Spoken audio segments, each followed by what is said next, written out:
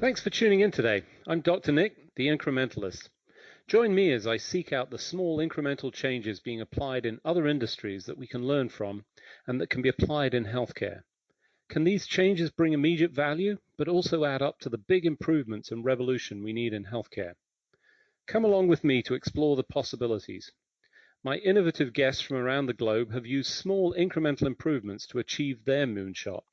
And today I'm delighted to be joined by Collin O'Neill. He's the Chief Executive Officer of Pilleve, and Gautam Chebrolu. He is the Founder and Chief Technology Officer of Pilleve. Gautam, Collin, thanks for joining me today. Thanks for having us, Dr. Nick. So, as I do with all of my guests, I think it's always important to get a little bit of the background. Gautam, I'll start with you because you're founder on the organization. Tell us a little bit about your background and how you arrived at this point, if you would. So I studied biomedical engineering, and I know a lot of people in your audience probably have a healthcare background.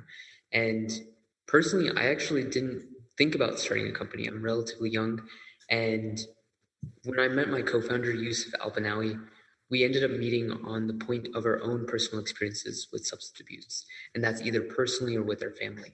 And at that point, it was really just, we wanted to do something because we kept hearing about the opioid epidemic, and we decided, why don't we just start a project? Why don't we try to include friends and family members? Because the key term that kept popping out to us was early intervention. And so we just wanted to do something, and then we just kept on working on it, starting talking to a lot of doctors, a lot of pharmacists, a lot of patients, everywhere, all these stakeholders, and we started to realize that we actually had something of value. And then that's when we just went for it. Fantastic. And Collin, tell us a little bit about your background and how you ended up here. Yeah, I'm a pharmacist of about 20 years at this point. And I had just wrapped up my MBA at Babson up here in Boston in the Wellesley area. I was working with Mass Challenge, and both Yusuf and Gautam had approached me with this idea. And it really seemed to resonate with me just based on my experiences and seeing how the practice and the profession of pharmacy had kind of reacted to the opioid epidemic. This was a great opportunity to move something along that could have significant impact in trying to combat that. And so it just kind of blossomed from there. I started as an advisor for about a year. I was chief operating officer with them for about a year. And now I recently took over as chief executive officer for about 3 or 4 months now. Fantastic. So help us understand, set the stage. I mean, I think people know, but we've, I think, partially lost a little bit of sight of the challenge of the opioid epidemic because we've got a pandemic on our hands, but this continues. You know, it doesn't matter what else is going on. We have the challenge of the opioids. We've had some recent announcements. I'm not even sure where we are with some of the settlements. We're not going to cover any of that. But tell us some of the sort of compelling statistics around this epidemic from your perspective as you've seen it. So, in 2015, there was over 12.5 million misused opioid prescriptions. And in 2018, there was over 70,000 opioid related overdoses. So, and these numbers continue to grow. And so there isn't more recent published information on this. As we continue to interact with different doctors and different patient groups, this is a continuing challenge that hasn't been met. And one of the things that we find interesting is the clinical need hasn't really changed. There's still a need for advancement in that space to help improve patient oversight, help build communication, the relationship between the prescriber and the patient and the pharmacy. And as you think about the contributory causes, and I know there are lots of them, tell us a little bit about where you think, if there is a majority, or maybe it's equally spread, what contributes to this opioid epidemic that we're seeing? There's just so many, and I think that's one of the core ideas behind this is that we need to start understanding the individual or understanding the root cause for each individual because it may be different. And so that's kind of built into the design. And I know I'm jumping the gun a little and talking about what we're doing because that's all I think about for the last 4 years. But it's it's all about how do we get just an understanding of the patient so we can go from there. And that's the baseline. And so some people might have taken OxyContin from an uncle when they were hurt playing tennis, or someone might have used it recreationally with a group of friends before they knew the total risk of it, or maybe they were prescribed it. And so there's so many different entry points that all we know is at this point, we need to make sure to help the people that need to get help. And I think you're teasing out something that, sometimes strikes people as unusual in this space.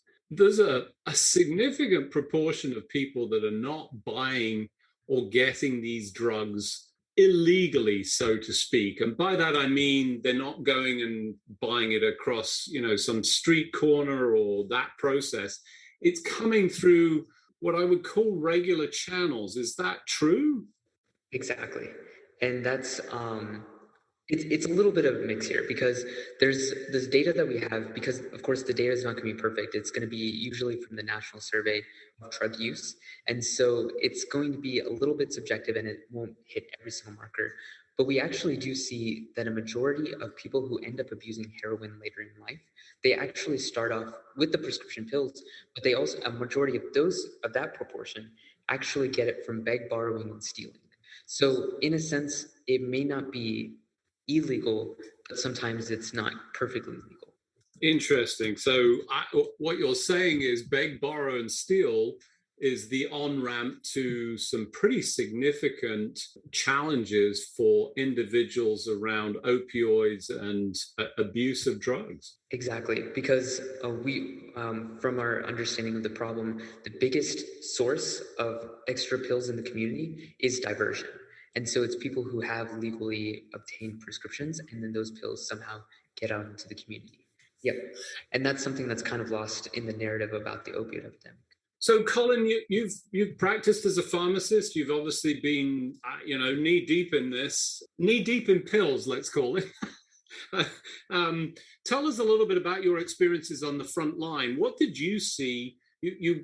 I'm guessing, lived through some of this experience from a pharmacist perspective. Were you seeing this activity, or was it hidden? So I've worked in a variety of different settings, retail, hospital, long-term care, nuclear, at a variety of different levels, from, a student, an intern, pharmacist, management director, VP, all these different roles. And it permeates throughout a couple of different things, or I guess there's a couple of different aspects to take into consideration. Some of it is kind of hidden and kind of within the system, general healthcare system. But there's other things that you see, especially in the retail setting, cash paying customers coming in on a regular basis, picking up large quantities.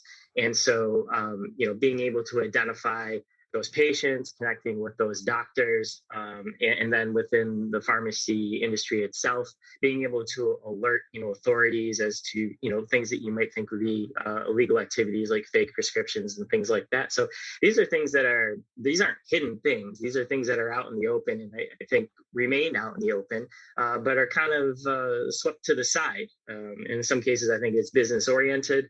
I think sometimes, it's customer service oriented, but I don't think we're doing a very good service for our customers if we're helping them with a problem or a diversion of narcotics. All right. So substantial problem, clearly multiple on-ramps. I think diversion of existing supply, let's call it legal supply for the purposes, and I know there are variations in a theme here, but you've developed a solution that really goes after that in an unusual way. Tell us about the genesis of that and where you are with that. Gautam? Yeah, to be honest, the first idea that we came up with was just a way to connect friends and family, because it was all about a support network. Because when we were also seeing all these studies about how maybe when people were getting addicted in West Virginia, that part of that opioid inclination or inclination to use opioids came from depression, which also came from loneliness. And then there were also studies in rats showing that when rats didn't have a social network around them, that's when they would actually get addicted to these certain substances. And so there's so many more sociological and psychological factors in this. And so that was a real critical idea for us. But then as we started talking to more and more people, we realized that the doctors should be in the know as well, because the doctors are the ones that are providing the care.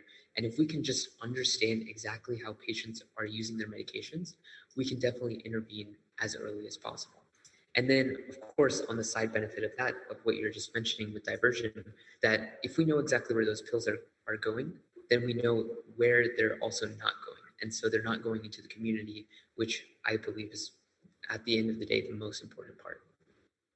Yeah, and kind of building on what Gautam was saying, it's about right sizing the prescription, and that's done by improving the communication between the patient and the physician. Right now, when the patient picks up that prescription at the pharmacy, they go out into the community. It's almost an unknown for a couple of weeks until the office either follows up or the patient comes back for a follow-up. With our platform, the patient is able to accurately, record, their experiences with the medication and provide feedback around, how many tablets they're utilizing. Our goal is not to kind of regulate the patient or prevent access. And in fact, it is the opposite of safe. It's there to actually improve medication access, especially in patient populations that require regimens that are outside the usual guidelines. A lot of these patients have been cut off or dose reduced through their primary care or through their pain physician. And that doesn't stop their need for pain relief. And so they're going through other channels, sometimes not legal channels, to find those medications. And it just adds additional risk for receiving care that they shouldn't have to take on, at least here in the US in this day and age.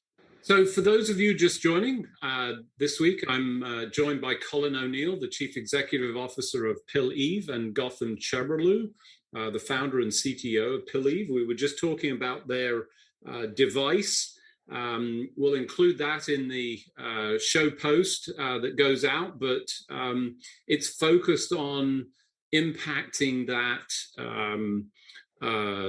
source of diversion and the original way in which some of these drugs enter an abuse opportunity. Collin was just describing, the multiple variations. I think at this point it would be really helpful to explain the device. So I've had the fortune of trying this out. I think clever, intuitive. Tell us a little bit about this. Yeah. So from a technical standpoint, and then Collin can go more into the clinical, but the thing that underlies every single part of the device is about how we're integrating into existing workflows. And so if we start with the pharmacy, we actually made sure that our device is just an attachment to existing prescription vials. So pharmacists spend almost no more extra time in just screwing it onto a prescription vial that's already filled with medication, like oxycodone. Then they simply flip it over, put a prescription label on it, and hand it over to the patient. And so now the device is attached to the vial. And then whenever the patient wants their medication, they simply go into an app and then enter in some basic information. So first they authenticate themselves with something like biometrics, like Face ID or Touch ID, and then simply input information like a pain level, and then press a button to send a Bluetooth signal to the device. And then the device just dispenses one pill at a time. And then by doing that, we're able to get accurate and real-time data that we collect and immediately send over to our web portal that physicians can access at any point. And then also we have some kind of alerts. So if there's a tamper event, for example, if someone messes with the vial and opens it up when they're not supposed to, then we get an alert and that automatically is sent. So we understand exactly what is happening at any point. So just to recap real quick, is that for the pharmacist, it's pretty much exactly the same as they're just replacing their normal vial cap with our device. The patient, it's actually, I broke my arm 4 years ago, and it's actually easier to open up, to get a pill out of our device than it is for me to try to squeeze open a normal vial and get a pill of oxycodone. And so they just press a button on the app. And then for the physician, all the data comes to them in real time, and they don't have to waste time educating the patient or wasting a lot of clinical time that's better spent on doing their job better. And then kind of turning the page into the clinical implications. First and foremost for the prescriber and the practice, they have better insight into how the patient is utilizing their breakthrough pain medication, whether it's in a post-surgical setting or in a chronic pain setting. They have an idea of, the access. And then also in chronic pain, patients are usually on multiple medications, usually a long-acting med. And so as they're titrating the patient up or down, if they're trying to taper, they have an idea of how often the patient's accessing that breakthrough pain medication. And then, for the patient, we found that it actually gives patients pause for thought. Just the knowledge that, it's being recorded, and that we're trying to fish out functional and subjective pain levels. It kind of improves I think the feeling of care and concern that's there, but also gives them pause for thought before they take the medication. We've had a couple of patients where we observed where they started to decrease their medication, breakthrough pain medication slightly, and they've taken on a slightly higher patient-reported pain level. And so it was kind of an interesting kind of paradox that we saw there. And we've seen this now a couple of times. And so I think it's just knowing that someone's there, that they can keep track of, so knowing that the platform's there to help them kind of keep track of the utilization at a personal level, and then knowing that they're connected to their prescriber at a kind of a digital level. And to emphasize how fascinating this is that a lot of these patients Collin is talking about, they had been on opioids for years, and they had been taking a pretty consistent dose, but then after they started using the system, that's when we actually started to see a slow decrease. It's really interesting. It brings up a couple of points. So the first off, and I think it's worth emphasizing, is that this is a standardized attachment to existing, pill bottle technology. So it can be widely distributed. It's also interesting to know that Gautam must have received an alert when I tampered with the device you kindly lent me, right? So sorry about that, but that's me. I used to take things apart, can't help myself. But as you highlight, a couple of things, some things really strike me. One, this is actually a positive for the elderly who struggle with these really difficult, and it's child safety, which is appropriate. But I saw this with my own mother, a real challenge. And here we are with a solution that is actually directed somewhere else, but I think is going to solve the problem. But I think it's really interesting when you start to monitor, and I know people go, well, that's Big Brother, but it's not. As Collin rightly highlights, this is caring. And having somebody actually paying attention. When you have a full bottle, you just go, yeah, sure, I'll take I feel like Gregory House. I'll, take them like Tic Tacs, as he seemed to. But when somebody's monitoring and you're reconciling that against pain level, and what you're saying is you've already seen a decrease, correct? Anecdotally, yeah. We're in the middle of a variety of different pilots, University of Washington, OHSU, Johns Hopkins, and we recently started one at UMass out in Worcester. And so some of those are post-surgical studies. And so we're noting that, the patient's being discharged with a 30 count of oxycodone 5 milligrams. And, the average utilization, these are in small patient populations so far as between 0 and 5 tablets. And so these are a significant number of tablets that are going out in the community. And I think you touched on something really important, Dr. Nick, is that this is caring. We haven't used that term at Pilleve up until you just mentioned it. But I think, a great example that we ran into was we got a tamper event through our platform. And so we just reached out to the patient to try to figure out what was going on, if they were having any difficulties with the device.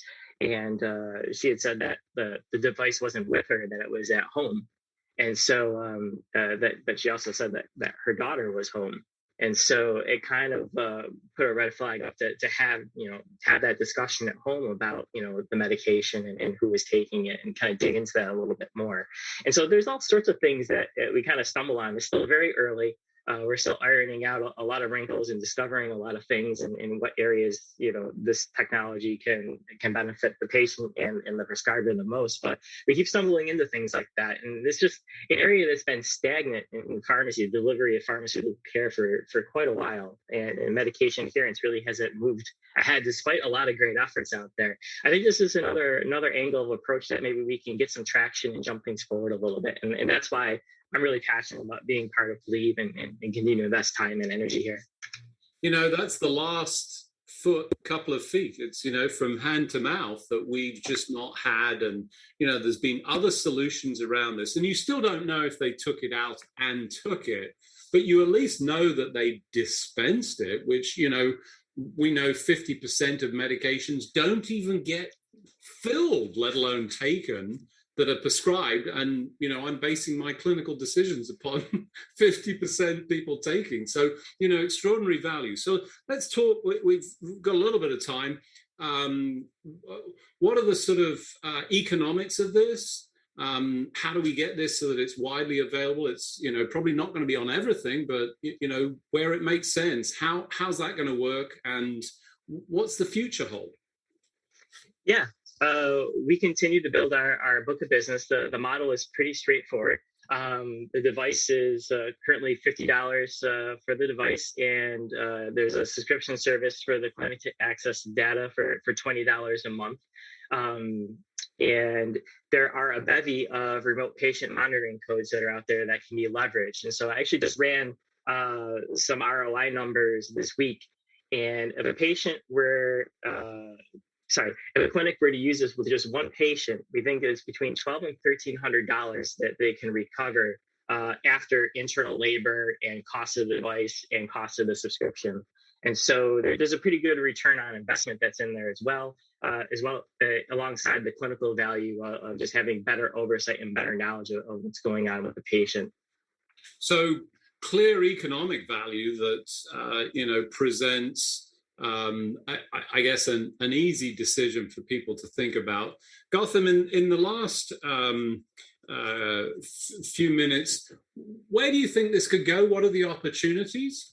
Yeah, we really do want to become the gold standard for all controlled substances, and we're making a lot of changes in the application as well as the device, just to make sure we can adapt to more and more situations.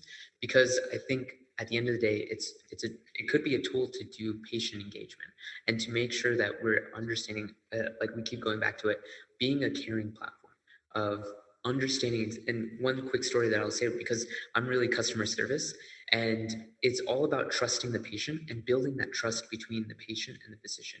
Because in today's opioid crisis, that we actually see that you almost have to be suspicious of the patient beforehand and then build the trust. But we want to reverse that.